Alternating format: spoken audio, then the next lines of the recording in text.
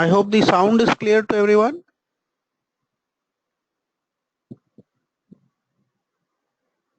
Okay.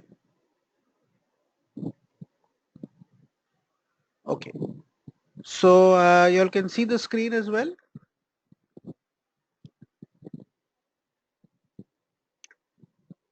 So there are three things that we are trying to understand here today, which is market share,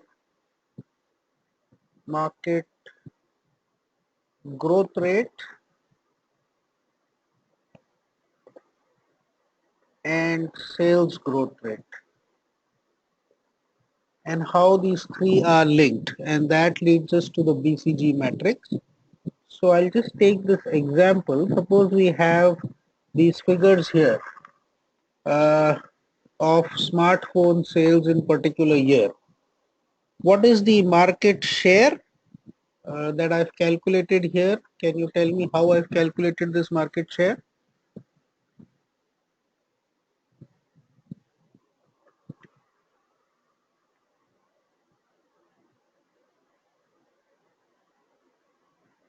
So share of total divided by total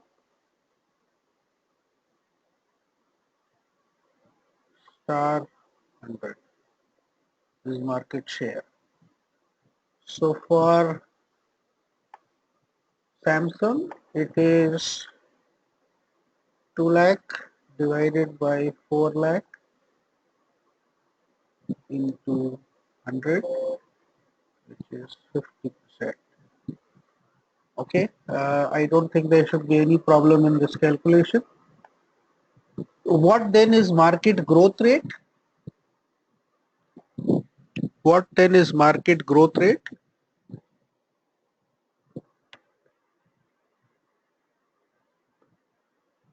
Change in overall market size,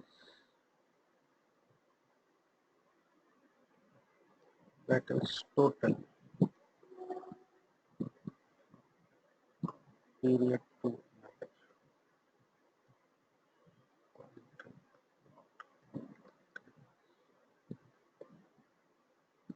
So how do you calculate market growth rate from 2012 to 2013?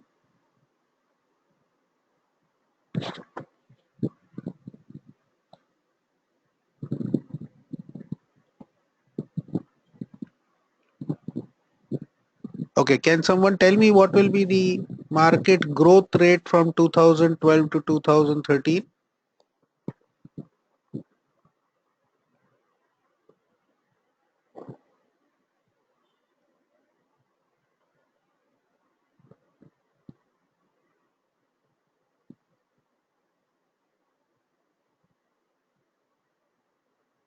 Has someone calculated that?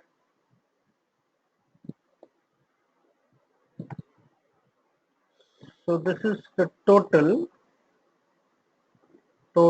market in 2013 final period minus total market in 2012 base period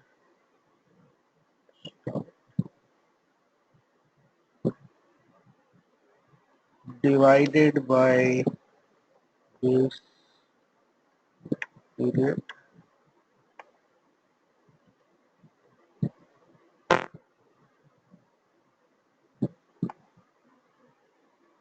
the whole into 100.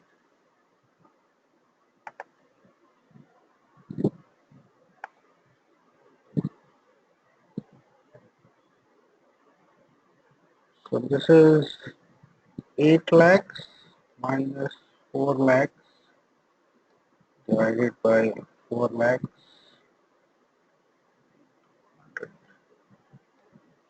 100%. Okay, Babu, were you able to understand this? The total size of the market is what has changed, and that is why market growth rate is independent of any specific brand. It is the change of the whole market. The same thing when we do for the specific brand, it is called sales growth rate. Specific brand calculated in the same manner as market growth rate. So now tell me, what is the sales growth rate for Samsung from 2012 to 2013?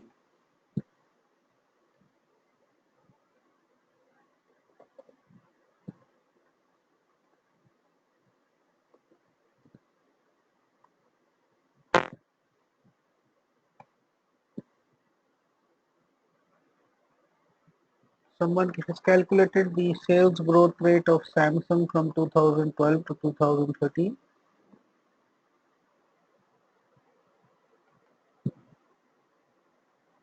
5 lakhs minus 2 lakhs, 2 lakhs, 100.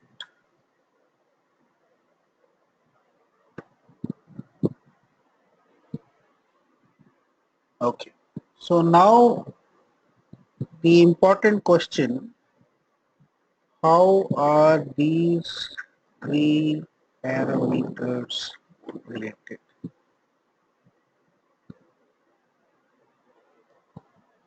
How are these three parameters related? So if sales growth rate of a particular brand is higher than the market growth rate in the same period, what happens to market share? Okay, answer this. If sales growth rate of a particular brand is higher than the market growth rate in the same period, what happens to the market share? So in the above example, Samsung has got a growth rate of 150% in the same time that the market growth rate is 100%. So what would be the change in its market share? It will increase. Or in other words, we can say the important parameter is to maintain market share, sales growth rate should equal market growth rate. This is the important line which will come in handy everywhere.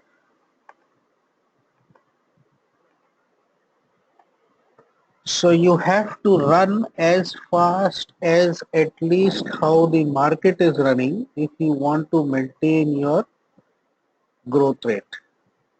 And if you see in these figures, there are companies which have had a growth in their uh,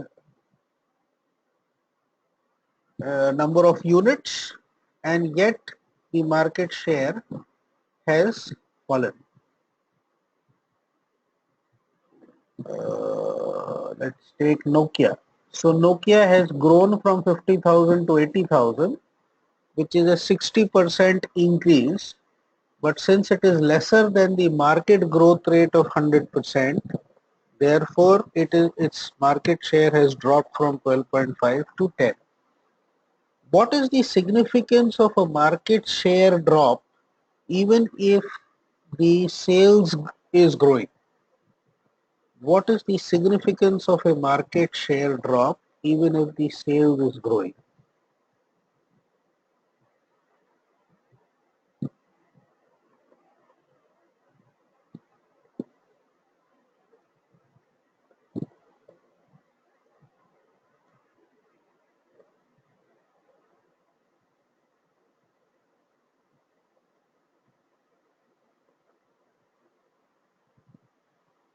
So my question to all of you, what is the significance of a market share drop even if the sales is growing? So a company is growing at a healthy sales of 50% increase and yet its market share drops. What should they be doing? Or what is the significance of that?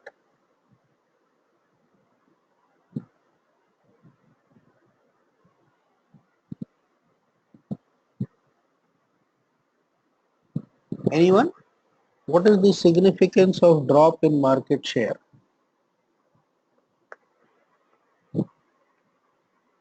So market share, in other words, is also how much hold you have on the market. So for example, if you look at Maruti Suzuki, it has a market share of almost 50% of the Indian car market, and therefore it remains the driver, the Indian car market. Other companies can have hit products, but yet they will not make significant impact till they do not really increase their market share. So Maruti, Hyundai, they still play a far more significant role in this country than a Renault or a Nissan or a Datsun, or even for that matter Tata and Mahindra now, which have dropped below 10% in market share.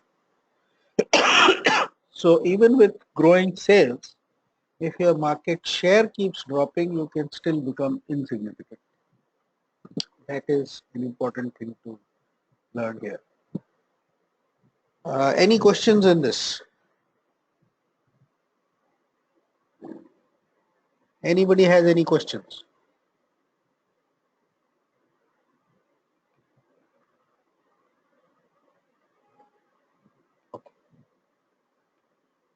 So going to the BCG matrix, it is based on two parameters, market share and market growth rate. It's like an XY axis, only on the X axis the arrow is in the opposite side, if you can remember it that way, which means low market share is dogs and high market share is cows. Low market share is question marks and high market share is stars. So how do we interpret a BCG matrix?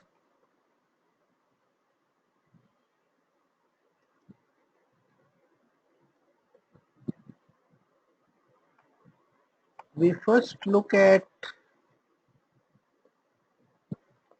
the overall market, that is market growth rate.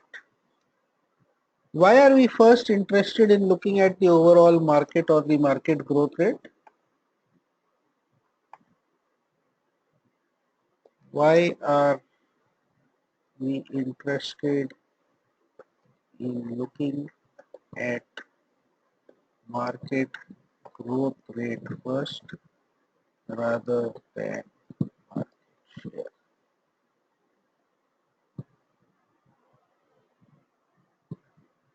Why are we interested in looking at market growth rate first rather than market share? Market share shows the hold in market, Krishna, not market growth rate. So market growth rate is significant because it tells you where to invest. Any company wants to invest in high growth segments. As a thumb rule, any segment growing in double digits year on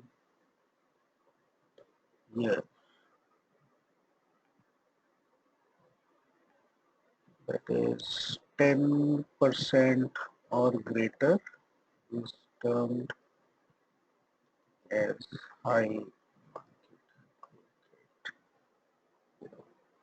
So if any company has to enter the phone market today, then smartphones is where they would be going in because it's in the high market growth rate domain. it is unlikely that anybody will now invest in feature phones. Once the iPhone 7 has been launched, then obviously all the investment will go into iPhone 7 and all the other iPhone 6, 5, 4, 3 will not be the domain in which anybody would invest now. So the aim of growing there is that you try and operate the market onto a different level and you milk the market on the other brands. So you stop advertising or investing into what is not growing, and therefore you keep redefining segments where technology plays a huge part.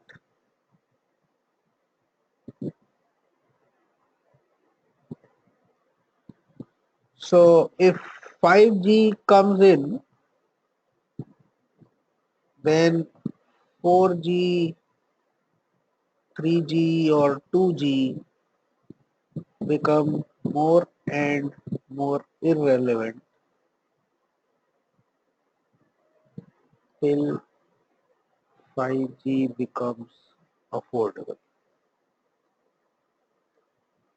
Investment therefore will always go latest or highest growth, which means that if 5G comes in, obviously no company will start investing in 4G, 3G or 2G. They will all want to invest into 5G or maybe into 6G. So companies keep their hold on the market. Companies ensure that they stay ahead of competition by trying and improving technology faster than competitors can get it. That's one way of holding on to big high growth markets.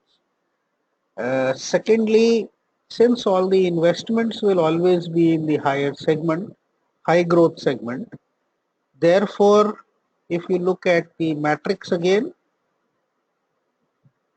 all the money is getting spent in the domain of question marks and stars. So now it will get easier to understand. A star implies high market share in high market growth segment, and question mark is low market share in high market growth.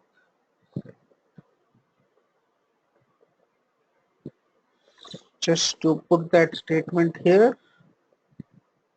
having seen segment first,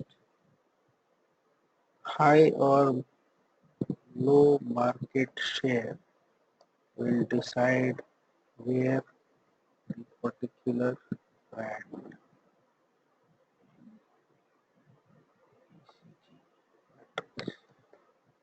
Therefore, if high market share segment, brands can only be question mark or star based on low.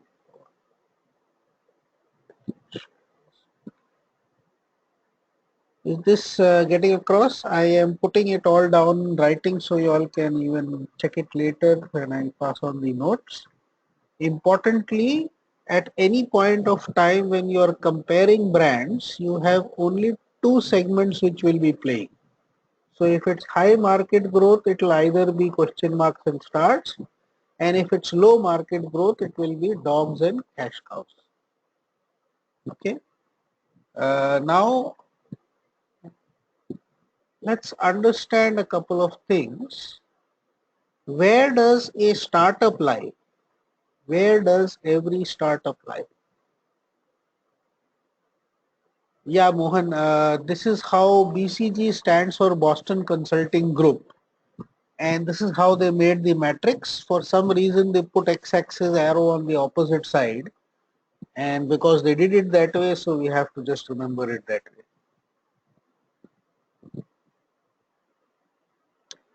I guess they wanted to put stars on the left top, which is how the left-handed people like to see it. Whereas in all our presentations and in all right-handed countries, it is the right top corner which is the most popular or which is the best. But I guess Americans have this left-hand drive thing, so this is what has driven that side of the arrow. Okay, so coming back to this,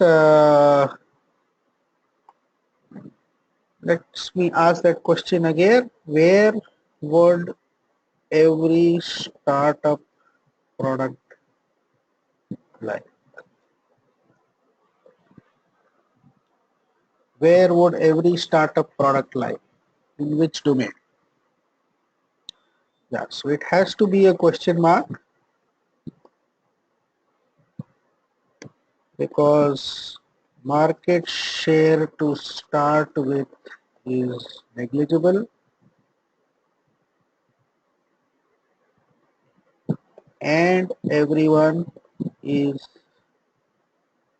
enters a high market growth segment. So unless there is a potential of very high growth, nobody would invest or enter into a startup. Therefore, every time a startup has to start from a question mark. So how does a business cycle run?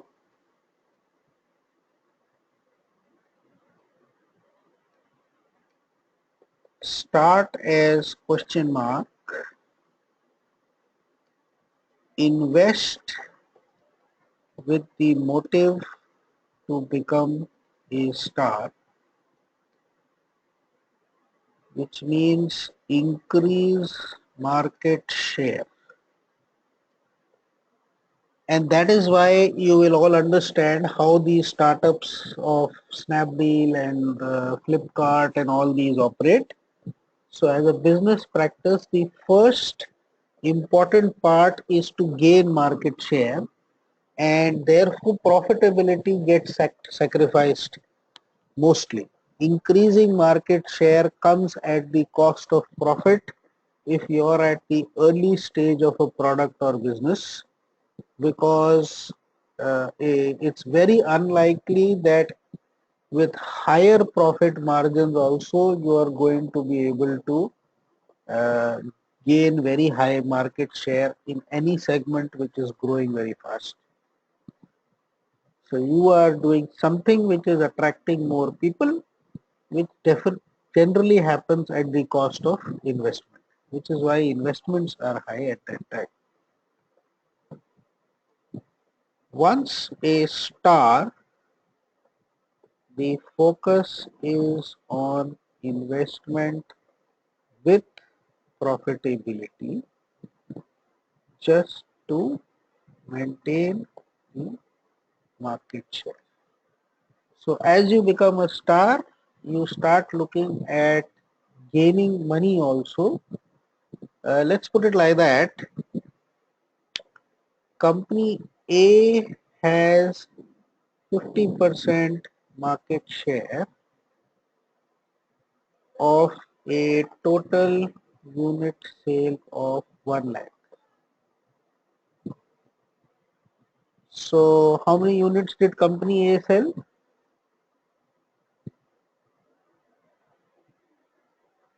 50,000. Company B has 10% market share. So it sold 10,000. Now if investment is same of company A and company B to say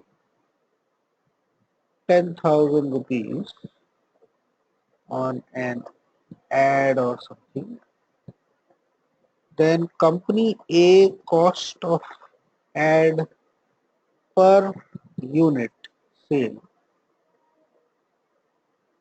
is 20 paise, while that for company B is 1 rupee. Get it? So therefore, you as your market share increases, the scope of moving to a little more profitable domain by just holding on to market share becomes a possibility. It is therefore not a wrong practice as such to start with heavy funding and only focus on market share and then get into profitable domain. The problem starts when people don't look at it long term at all, and there is no revenue model or how one is going to be profitable, and the entire focus just becomes market share growth with a lot of investment. Okay? Because an important thing to remember is that if you have given something to a customer once, be it discount or be it some service, you cannot gain profitability by taking that thing back from the customer. So you can't stop discounts or an expected price level to gain to continue having those customers with you. Somebody else will grab them.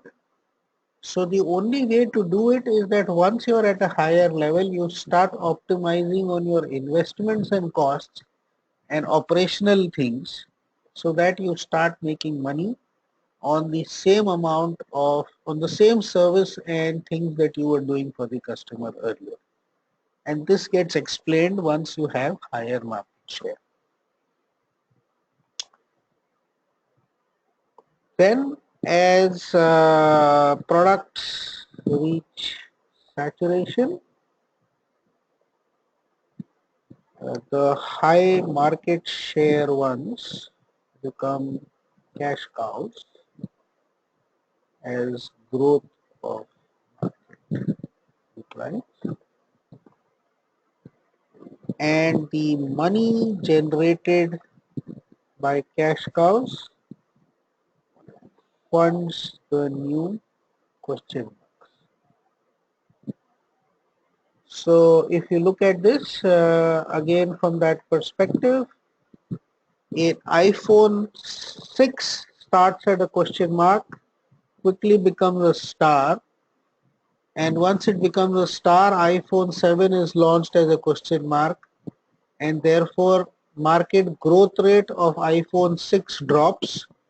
It comes into the cash cow domain, and whatever is being sold is generating a lot of money because all the investment into it, all the advertising into it, everything has been stopped, and that cash that is being generated is again going to fund the iPhone 7 so that it becomes a star. So the cycle is to go from question mark to star, then from star to cash cow, and use the funds to again go to question marks till the cash cows die. Okay. The dog, on the other hand, are the dogs are just the dogs are supposed to be loyal, which means they are low maintenance. They don't ask you for anything and they don't even give you much back.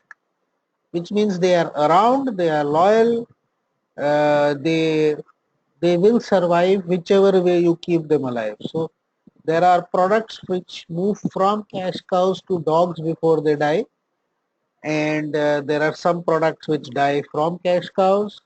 At the same time, those which are dogs, they are surviving on their own. No investments are still needed. So, for example, if you look at the ambassador is one product in India that has gone through all the segments. Starting from a question mark, it quickly became a star. As the growth rate of that segment declined, it became a cash cow.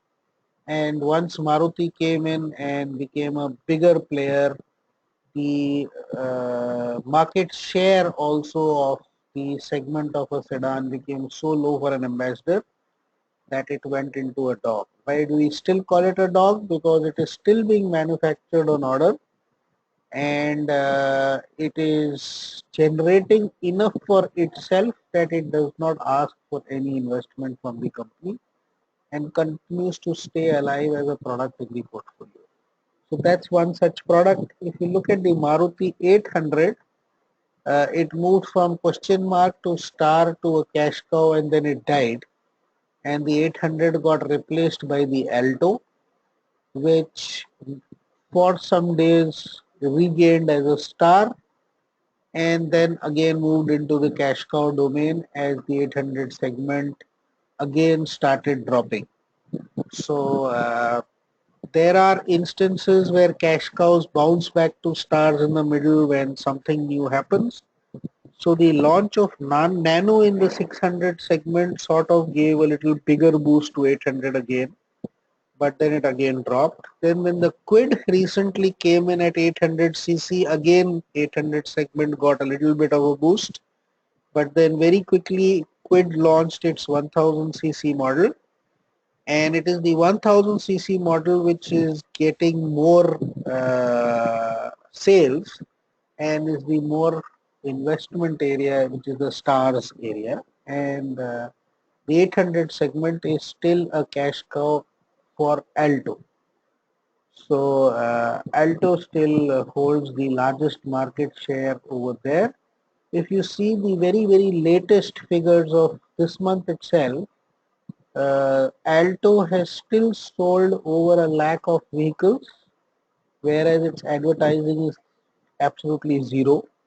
And all other vehicles are still being sold, which are stars, at over 50,000 a month, but that's where all the investment is. So Baleno is a star for the Maruti stable. The Vitara Brezza is another star this month for that stable. And in Hyundai there is Creta which is doing well. In the Quid 1000 is doing well. And there is no other vehicle which is in that segment which is selling over 50,000 a month kinds. So the Honda Jazz, which a couple of months back before all these other Creta and Brezza and all were launched, was doing very well, and it suddenly completely dropped out because even before it could become a cash cow or anything, it went back to becoming a question mark because that segment is still growing, and competing brands, when the Baleno came in with a 2-3 lakh reduction in cost compared to the Jazz, it very quickly ate away the market share, and the Jazz again moved from star to question mark. So this is how your positioning keeps changing in the market.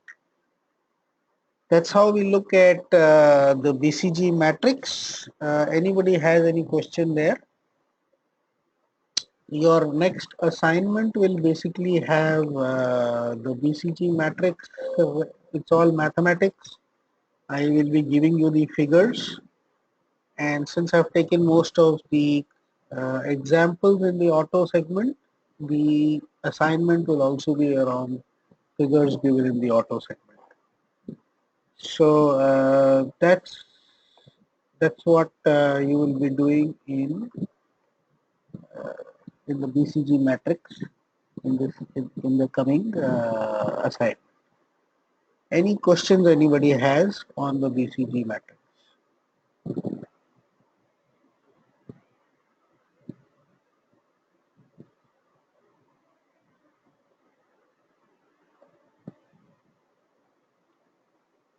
Anybody has any questions on the BCG matrix?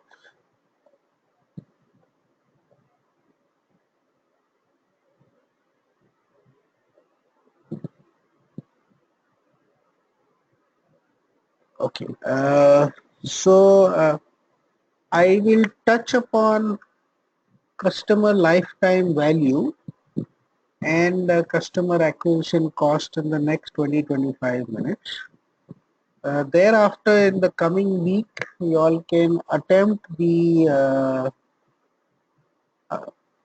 assignment on the case study of the Great Dakota Bank as well. But I will take up in the next coming session next week an overview of whatever we've done, along with also a little discussion on that case study. And then I'll give you a little more time to submit that case study so that you can understand it a little better. So that's how we'll go about it. If we are clear with the BCG matrix, we'll move to customer lifetime value and customer acquisition cost. So what's the difference between customer lifetime value and NCDV?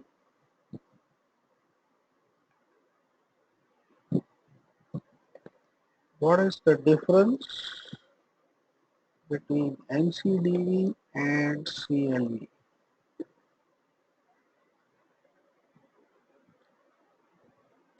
So we all studied net customer delivered value in the first instance, and now we're going to study customer lifetime value. So what is the difference?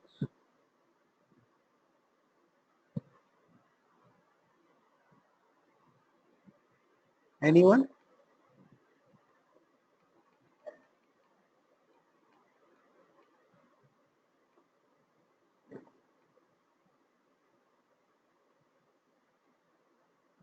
What is the difference in the two?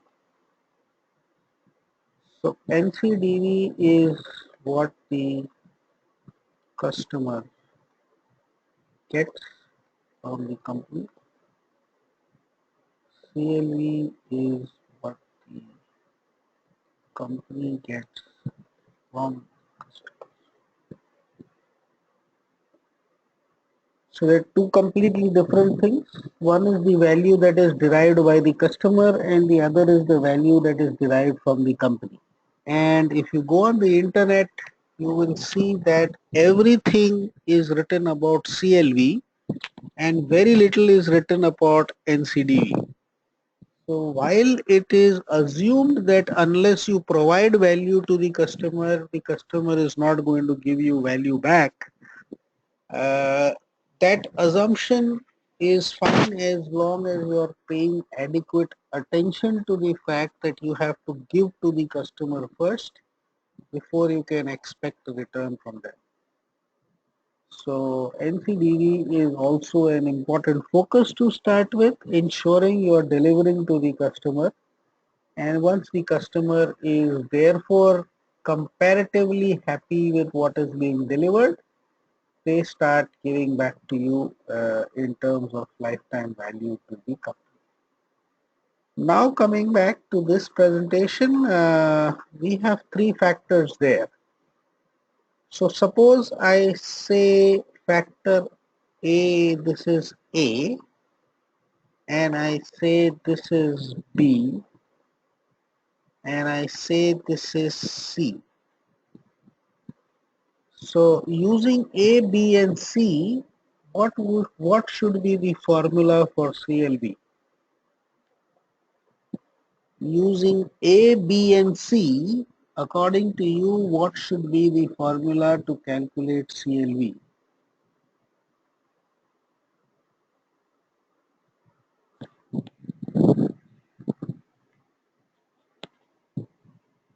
I am expecting everyone to give me an answer on this. Using A, B, and C, what according to you should be the formula to calculate CLV?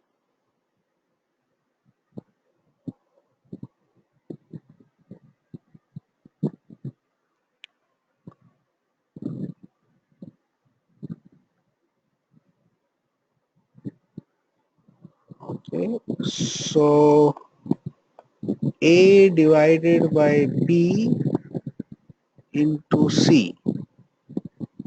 The other is B divided by C.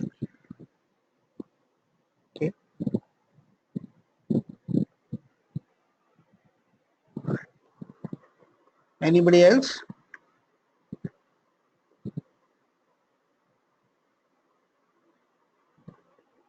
So it's B star C minus A.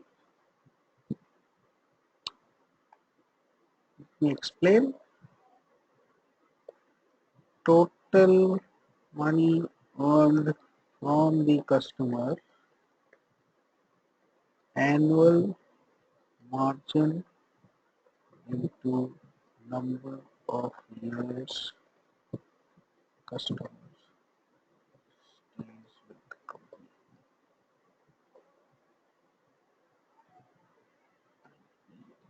B star C.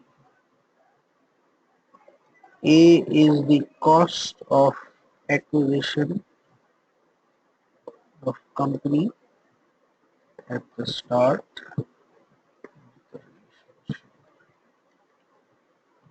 So total money finally earned.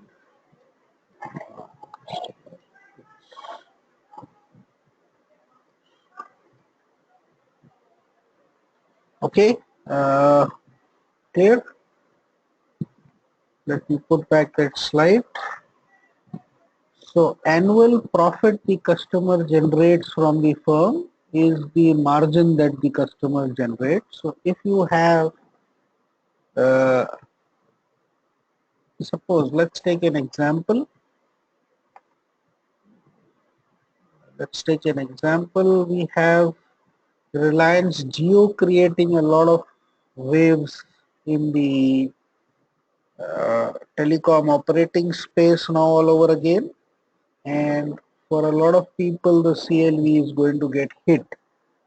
So suppose an Airtel customer is paying 300 per month bill on an average.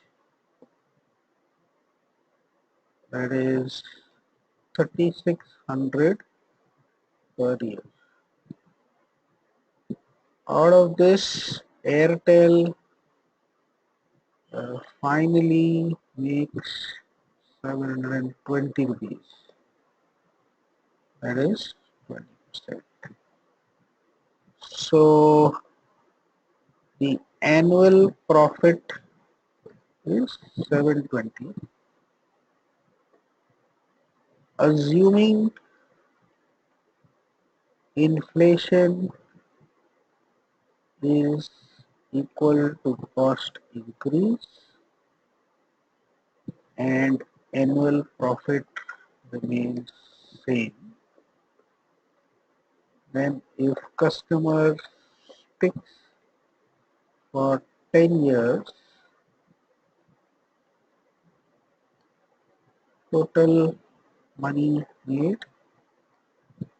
720 star 10. Okay. So over 10 years, the customer pays 7,200 rupees. My question now is, and this is important because this is what you all would like to learn also, how much marketing budget should I keep to acquire 100 new customers above average figures are almost ensured.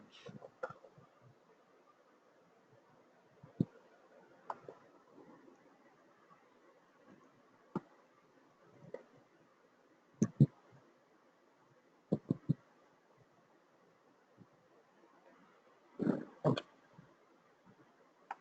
Your answers please. How much marketing budget should I keep to acquire 100 new customers if the above average figures of annual profit and lifespan per customer are almost ensured?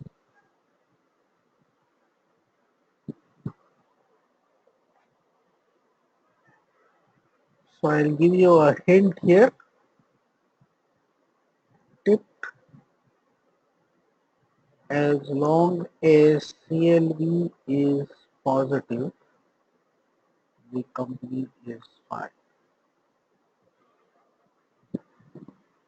So can you give me an answer now with these figures that I have written here? How much marketing budget can I keep to get 100 new customers?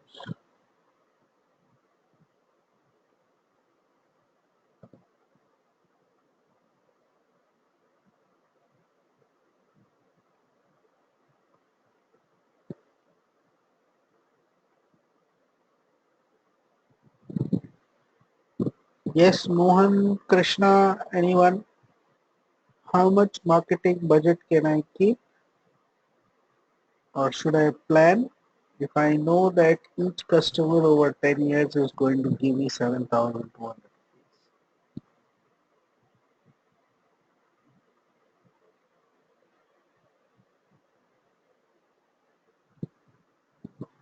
So, Mohan, how did you arrive at 3,600?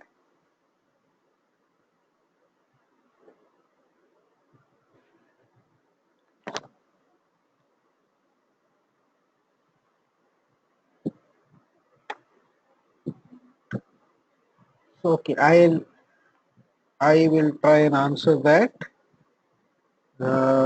Mohan says 3,600 per customer. So, yeah, let's say he says it is safe to assume that if even 50% of expected CLE is spent, we are good, right? So 7,200 minus 3,600 is 3,600, and if we are budgeting for a campaign to generate 100 new customers like this, then we can spend 3,600 into 100. So I think this will give you some indication now of how marketing budgets are made. You estimate how many people you will be able to acquire as new customers through the marketing campaign you run, and with that marketing cost you see what will be the CLV of the people who have been acquired, and if that CLV at the end turns out positive, your marketing costs are justified. Of course, it will only be visible at the end when the actual numbers of acquisition have been found out, because at the beginning on paper anything looks very nice and can be justified, but after having spent the marketing spends and if you don't get the customers, it is a big problem. And therefore you have a tip here: giving higher commission to an assured customer conversion is much better than to spend upfront without knowing how many actual convert. And this explains to you why a lot of marketing companies are more popular. So if you look at Hindustan Lever, they don't make 95% of their product, and yet they are one of the most profitable companies because they only market, and for them it's they do the job of getting customers for that product, and therefore it becomes easier for them to just procure and to sell. Okay, they have the brands, they have everything in their kitty. So those who market eventually are the ones who take a lion's share, and those who don't know how to market properly end up sometimes spending so much money in making estimates which do not fall in place, and they end up having negative CL. So, for example, just like Mohan has said here, suppose I take a marketing budget of 3.6 lakhs,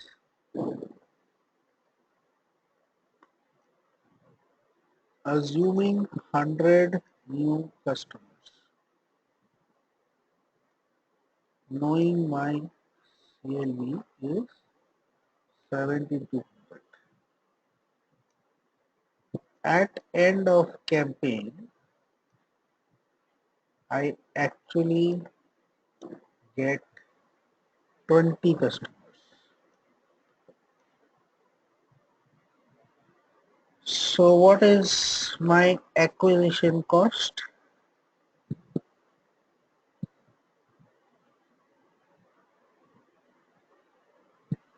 Acquisition cost is 360 divided by 20, which is 18,000. Okay,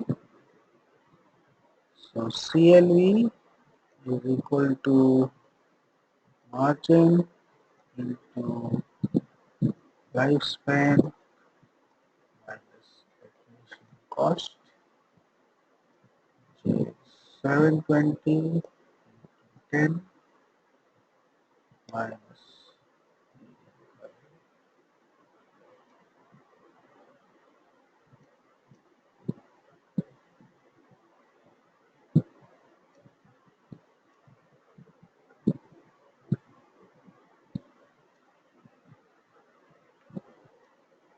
minus 10,000. Okay, Mohan, did you get the answer? So generally when a marketing plan and budget is made, it is based on a positive CLV, assuming you will have an X number of conversions at the end. When you actually have much lesser conversions, you end up having a negative CLV. We can also look at the e-commerce space, which started with negative CLV, or even Ola or Uber,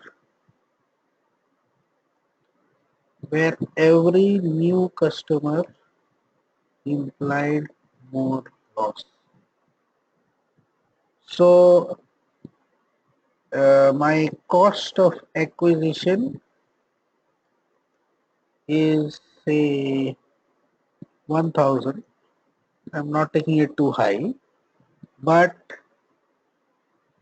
my margin is minus 10%, heavy discounting and subsidizing.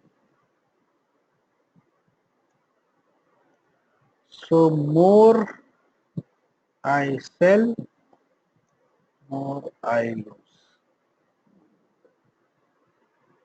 Okay, get it? So in the CLV, if I put margin as M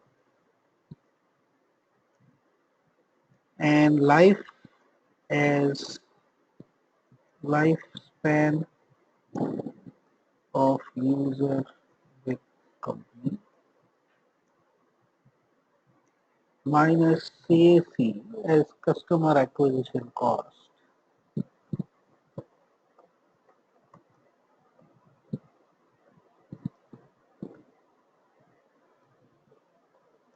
if M is negative, then CLV always,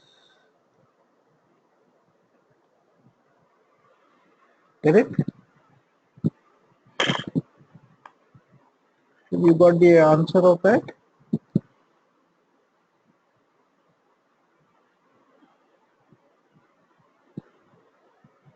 Yeah, so as I told you in the BCG matrix, the first aim is to gain market share. So the funding has been taken assuming that there is going to be a negative CLV until we reach a certain amount of market share, that is the amount of discounting and funding we will be doing.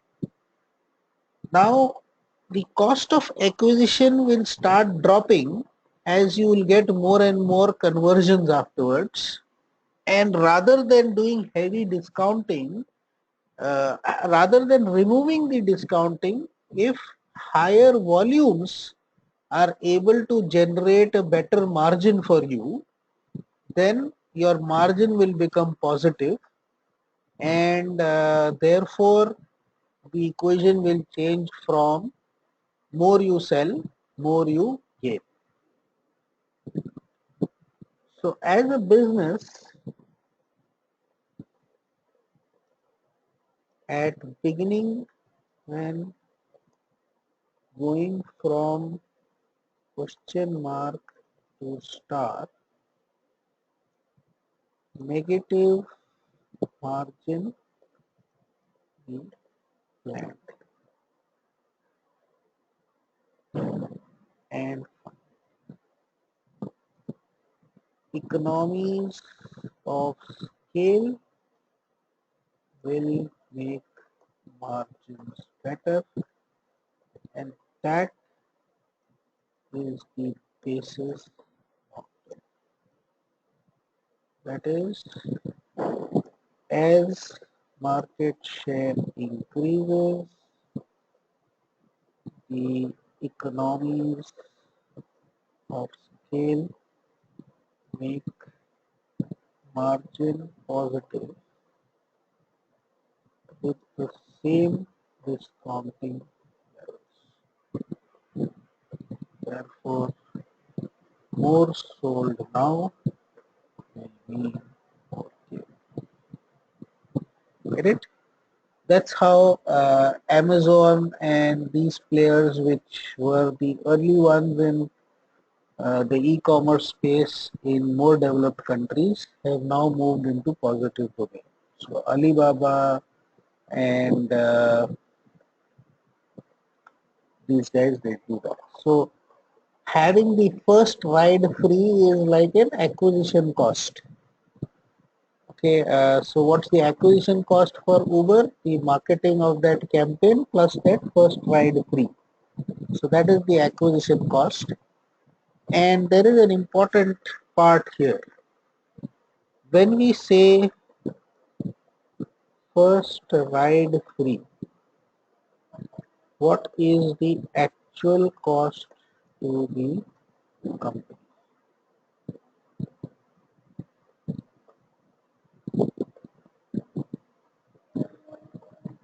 Suppose travel was 20 kilometers and bill came to 150.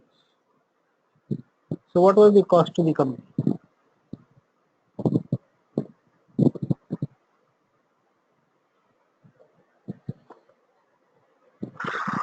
That's where we tend to go wrong. Cost to the company was not 150.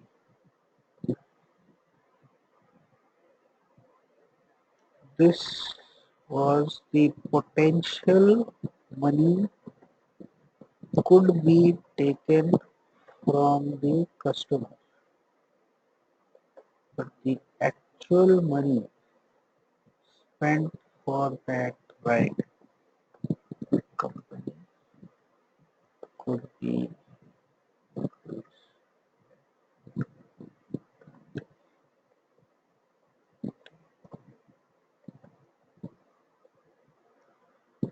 Got it? So actually the cost of acquisition was the marketing campaign plus 120 rupees, not 150. 120 is what the company actually spent.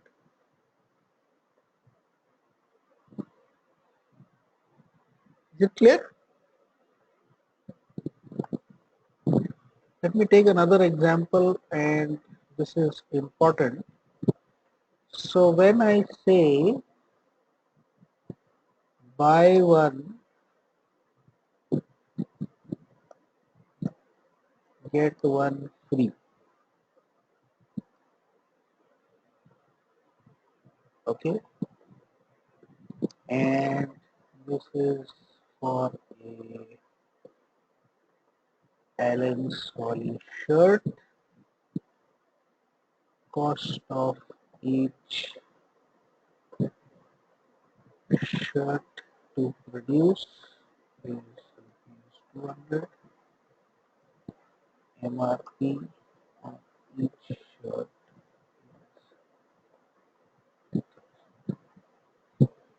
So what is the acquisition cost?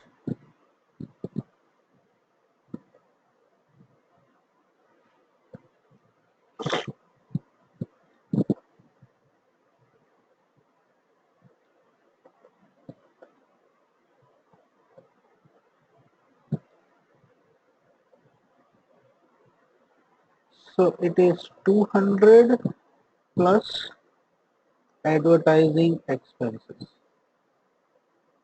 because customer has paid for one shirt with its profit.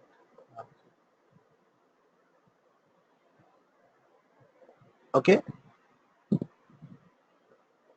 and if customer does not buy again, that is L is just 1, then margin is 800. CLV is equal to 800 into 1 minus, let's say, 500.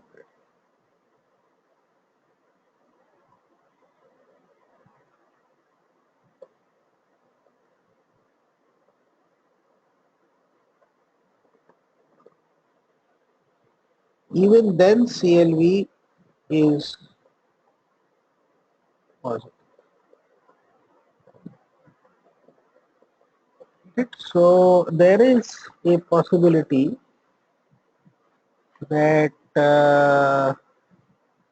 and therefore if you see brands around you like Cotton County and these and all, they sort of remain on such schemes all around the year, and people only buy when that scheme is there and then they leave. So even if we say that it's perennially built into their system, it's because they always have a positive CNV even if the customer buys only once. And there are many such examples which are important to understand. So when Paytm says 100% cashback,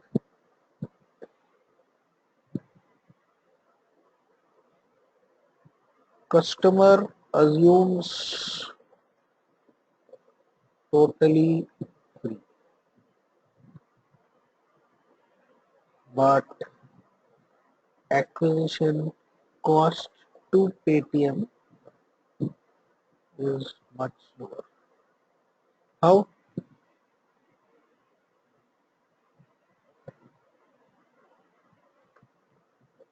So suppose you bought something for 100 through Paytm, and Paytm charges 15% commission for this. So out of 100, Paytm actually gave company 85. Now it gave 100 cashback to customer, and customers spent another 100 through Paytm. So again give 85 and we paid. So effectively customer paid 100 to Paytm, which got 30 back out of it and spent. So even in the 100% cashback, if there is a 15% commission, the actual cost to the company came to 70, and the customer felt that they got full 100%. So this is how you play with these figures. Therefore, anything free of the company itself is the cheapest way to acquire customers, and yet customers feel they have got a.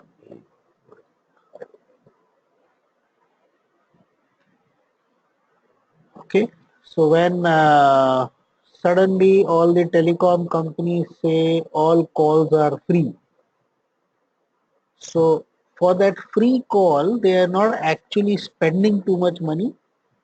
That call has cost them nothing. They are only losing the money that they could get. Okay, so let's look at that example that is happening with Jio and all now. So if you are giving Airtel 300 a month, of which 60 is margin, okay, and calls done are 100 at rupee 1. That is, we give, okay, actual cost of company for call is 10 paisa. So if they make all free, they spend 10 rupees on the calls, on the 100 calls, okay, and their margin drops because they collect a total of, okay. So it's not necessarily that if they collect 200, they are still going to be in losses, because their actual costs that has gone down. You know, 90 rupees is what they were gaining earlier. Now they're not gaining that 90 rupees out of the calls. Maybe in the remaining 200 they're making some money there. So that's how you have these costs. Okay. So I've overshot a little, but that's as far as this was concerned. I will cover all this all over again next time. Uh, any questions, I can quickly take them. Otherwise, very happy Diwali to all of you, and we can wind up. Any questions anybody has, we can take that quickly, or we can wind up.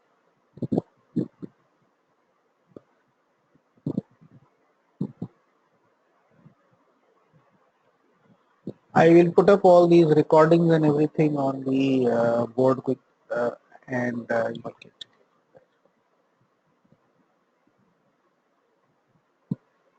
Yes, the assignment is on the BCG matrix, just maths. So won't be much of it.